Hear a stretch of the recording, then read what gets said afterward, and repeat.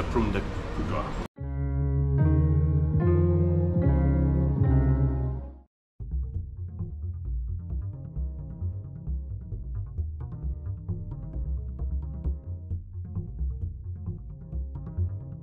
My name is Pierre Bohanna, and I had the great joy of being the head prop maker on the Harry Potter series of films and also Fantastic Beasts.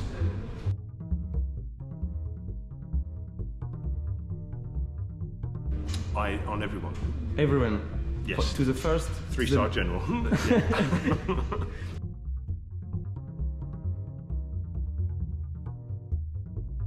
So I am responsible for all the prop making. So all of the props that can't be found or hired or purchased, that need to be conceived and thought of and made special to the film.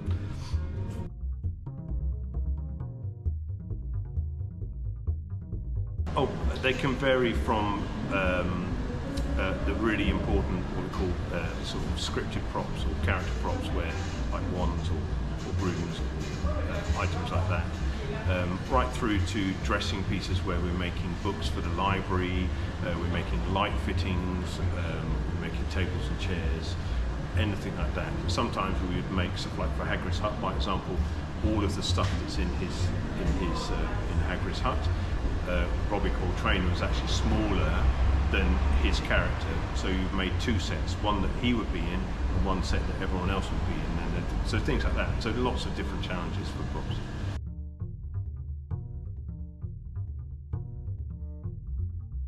Everything's hard. Everything? Everything. Because it's a complex universe, or? Everything is contributing to telling the story, so everything has to be thought of in that way. So even the most simple things have to be considered and debated and discussed. So it's, yeah, knives and forks even can be a challenge sometimes.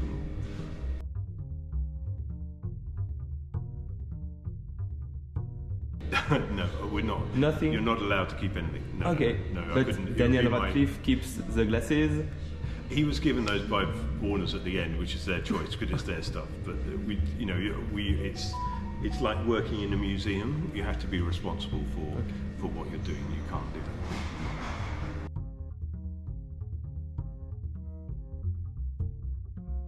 that. It's the passion for the subject is amazing, and it's the people still love and cherish the films and the story and everything we did in there is incredible. I mean, it was never expected at the time, and a great privilege to be part of.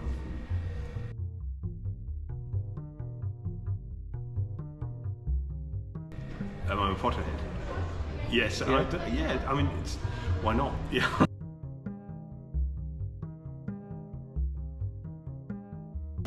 No. Well, I was a little too. So I was when I started on Harry Potter, I was 31 years old. So I was still young for a prop maker, but still, ahead of the bottom, but still. So when I was offered the job, I'd seen the books coming out and things like that, but I hadn't read them, so I went and got the book quickly and read it.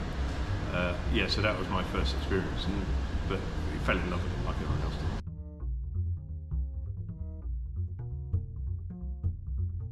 Those were my hat. I've been sorted twice. Yeah. Once in Gryffindor and once in Slytherin.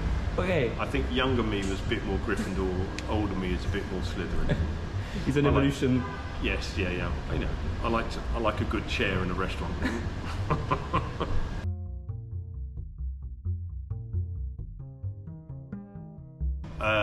They're all great. I always have a soft spot for Goblet of Fire. I loved the story. I loved Mike Newell's direction. I loved things like the dance class with the giant gramophone that we made, and I thought that was a great scene, a lovely scene, and Mike Newell brought a lot of sort of English eccentricity to school eccentricity to the performances. And it's I mean, they're all amazing films, but I've always liked that one.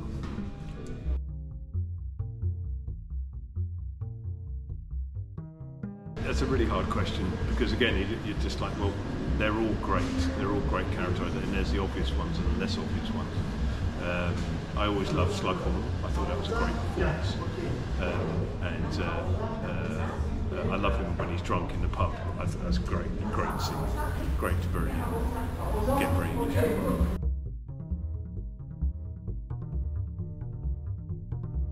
Great. I think the films obviously compromise the story slightly to get them into films, and there was always, if the franchise or the books appeared now, they would be a streaming series, not a film. So I think it'd be interesting to see how they expand the story and go deeper into the story that Joe wrote. Yeah, but I'm very interested to see how it develops and what happens.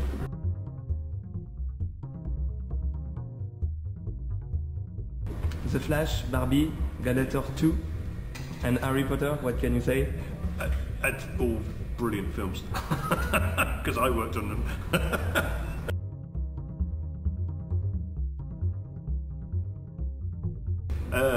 Well, as well as say films like that, we did Edge of Tomorrow. We made all the mechanical suits for that.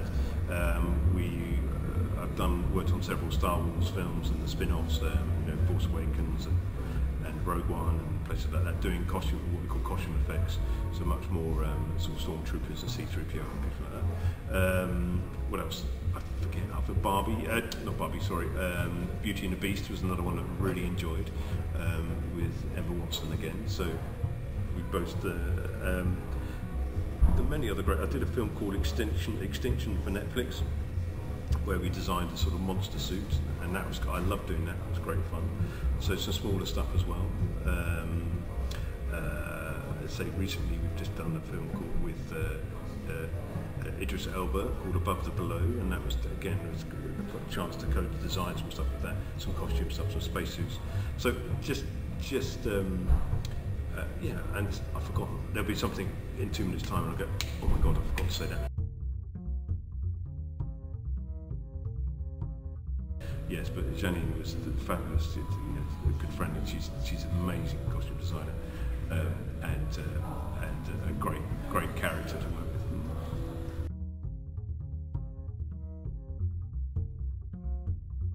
Oh my God, there's so many. We were talking today.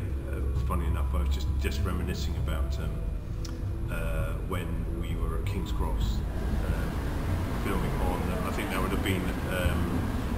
Prisoner of Azkaban, when the boys are oh no, I beg your pardon, that would be Chamber of Secrets, I apologise, Chamber of Secrets, where we had we built a clock and installed it into King's Cross Station, and they had the Hogwarts Express, and we were there all weekend. It was pulling in and out of it, and it was just amazing. That was actually real magic, and it was just a bit of history and things like that. I love that. That was a lovely video. Seeing the kids go on, the whole beginning and end story stuff. Yeah, but that's, and then sitting in the Great Hall, just seeing the Great Hall coming alive and with fire.